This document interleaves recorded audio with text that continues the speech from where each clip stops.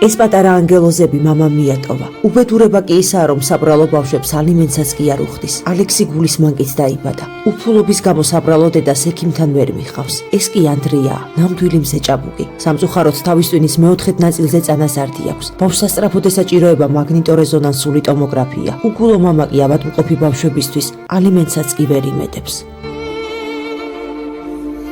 მე ვარ ყველაზე ღარიბი კლასში. ძალიან განვიცდი. მშიერი ვიძინებ ხოლმე ძილის წინ და ჩემს კაპიკი არ აქვს. რომ მიყიდოს საჭმელი, რომ ჭამოთ სამივე ბავშვმა.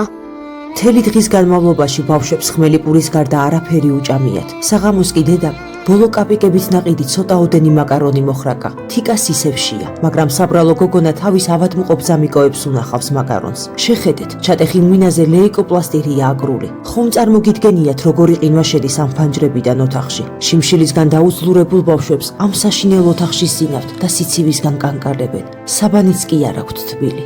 ეგ ეს სტადიონი არის და აქ ამ რაიონიდან პირდაპირ ვხედავ, რომ ეკით თამაშობენ ფეხბურთს. მეგობრები მეძახიან, ვერ ჩავდივარ ეზოში, რადგან გარეთ ცივა ძალიან და მოსაცმელი არ მაქვს. სახლში ტელევიზორიც არ გვაქვს, რომ დავჯდეთ და უყუროთ რამე მურთმილებს. მალე ახალი წელი მოვა. სხვა ბავშვების სახლებში გემრიელი კერძები მომზადდება. დილით კი ნაძვის ხის ქვეშ საჩუქრები დახვდებათ. ეს პატარა ანგელოზები კი დარდიანი გულით და ცრემლიანი თვალებით შეხვდებიან ახალი წლის პირველ დილას. ამ საშინელი რეალობის შეცვლა მხოლოდ თქვენ შეგიძლიათ, კეთილო ადამიანებო.